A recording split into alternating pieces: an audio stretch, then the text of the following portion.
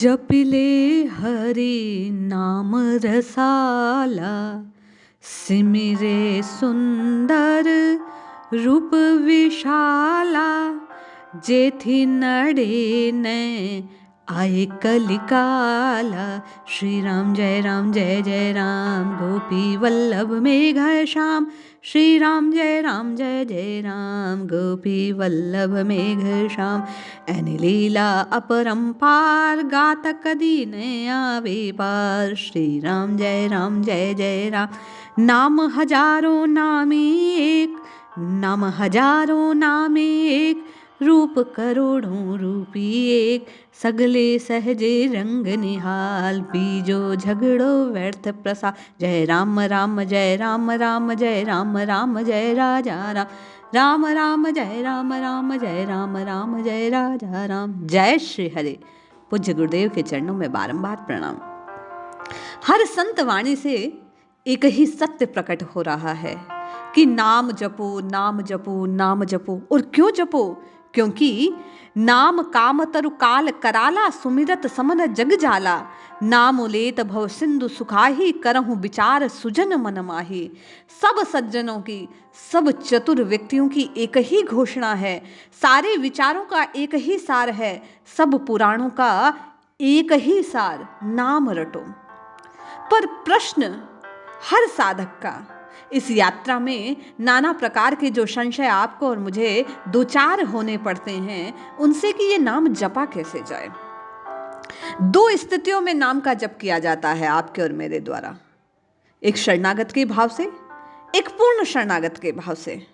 आज की जो कथा है उसमें हमारे मन के जो दोनों रूप हैं, हमारे मन के ये जो दोनों भाव हैं, जो समय समय पर प्रकट होते हैं, इनको लेकर बात प्रकट की गई और आपके और मेरे हृदय में इस भाव को पुष्ट करने का प्रयास किया गया कि नाम कैसे जपना चाहिए।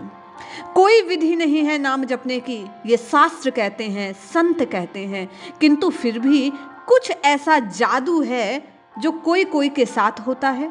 किसी किसी को नाम की अनुभूति होती है, हजारों जपने वाले हैं किंतु लाभ नहीं होता।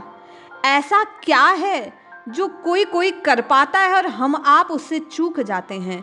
आइए आज उस चूक को ढूंढने का प्रयास करते हैं, उस त्रुटि को खोजने का प्रयास करते हैं और इस कथा के माध्यम से अपना जो भी नकारात्मक स्वरूप है, अपनी जो भी कमी है, उसे रघुनाथ जी से कृपा कर उनसे प्रार्थना करते हैं कि नाथ कृपा कीजिए और हमारे अधूरेपन को दूर कर हमें अपने चरणों में स्थान दीजिए। एक लोक कथा के अनुसार किसी गांव के बाहर दो संत एक झोपड़ी में रहते थे। दोनों साथ रहते हैं। दोनों रोज सुबह सुबह अलग अलग गांव में जाते और भिक्षा मांग कर लाते, शाम को झोपड़ी में लौट आते। दिन भर का उनका यही कि भगवान का नाम जपते, प्रभु की कथा एक दूसरे से कहते, प्रभु की लीलाओं का गान करते। कभी एक संत करते, कभी दूसरा करता, एक कहता दूसरा सुनता और दोनों मिलकर नाम संकीर्तन किया करते। राजा राम राम राम, सीता राम राम राम, राजा राम राम राम, सीता राम राम राम। इस प्रकार उनका जीवन बड़े आनंद से चल रहा था।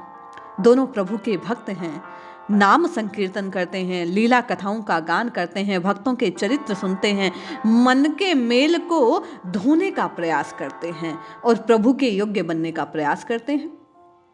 एक दिन की बात है, दोनों अलग अलग गांव में रोज की भांति भिक्षा लेने को गए। शाम को जब लौटे, दिन के तीसरे पहर के बाद जाया करते थे, दोपहर के बाद शाम को लौट कर आते, भगवान को भोग निवेदित करते और भोजन पा लेते थे। आज का दिन अन्य दिनों से कुछ विलग था, कुछ अलग था। आज कुछ होने वाला था, आज कुछ ऐसा घटित होने वाला था जो आपको और मुझे दृष्टि प्रदान करने वाला है। शाम को जब वे लौट कर आते हैं तो चारों ओर दृष्टि जब देखते हैं तो लगता है कि वहां जहां उनका झोपड़ा था भयंकर तूफान आया था।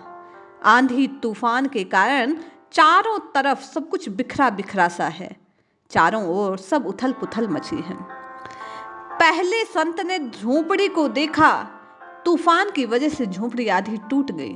क्रोधित हो गया, प्रभु को कोसने लगा, हे राम जी कैसे हो आप? आपका नाम जपता हूँ, आपकी कथा गाता हूँ, आपके नाम से जीवित रहने का भान पाता हूँ। आपने ये क्या किया? दूसरे जो चोर लुटेरे हैं गांव के, वे तो सही सलामत है और मेरी झोपड़ी को तोड़ दिया। ये पूजा पाठ करता हूँ, आप तो कहते हैं कि मैं शरणागत की रक्षा करता हूँ, उसकी चिंता करता हूँ। ऐसी चिंता? हे नाथ, ऐसा क्यों किया आपने? कुछ ही समय में दूसरे संत वहां पधारे।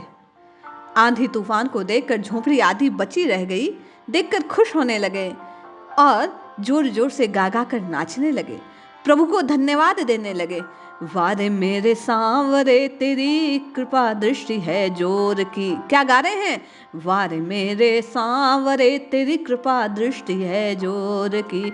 ऐसा आंधी ऐसा तूफान फिर भी बचा है झोपड़ा। वारे मेरे सांवरे तेरी कृपा दृष्टि है जोर की। जय राम राम जय राम राम जय राम राम जय राजा राम। वह साधु प्रभु को धन्यवाद दे रहा है और क्या कह रहे हैं कि मुझे विश्वास हो गया नाथ, आप मुझसे सच्चा प्रेम करते हैं, मेरी भक्ति से पूजा से आप प्रसन्न हैं। इतना भयंकर तूफान, ऐसी आंधी, और आपने मेरे झोपड़े को आधा बचा लिया। अब मैं इसमें आराम से सो सकता हूँ।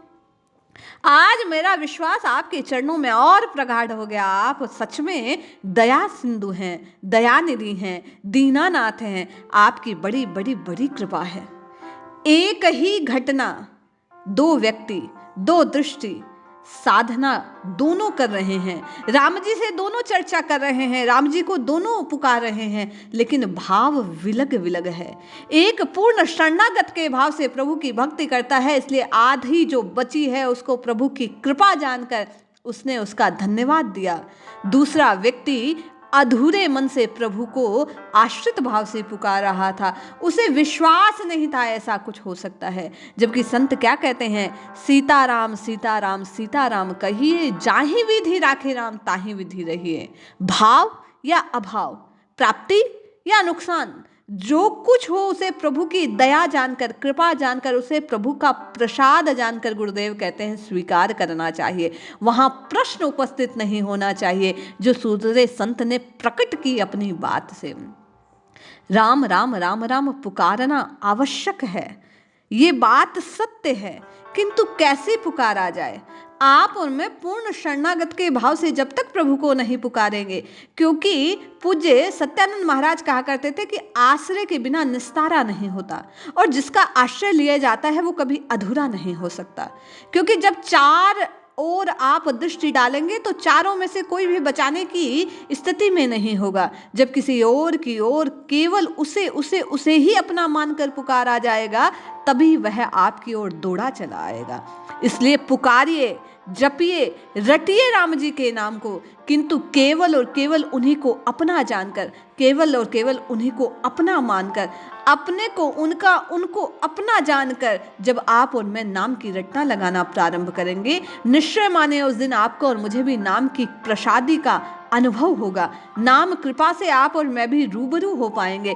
इसलिए उस विश्वास को अपने जीवन में फलीभूत करने के लिए, उत्पन्न करने के लिए, राम जी की कृपा प्रसादी को प्राप्त करने के लिए, इस मन के मेल को धोने के लिए जिस विधि से जप सकते हैं, प्रारंभ में उस विधि से जपना प्रारंभ कीजिए। इस मार्ग पर पथ रखिए, बाकी सब तो राम जी संभाल लेंगे। जय श्री हरि।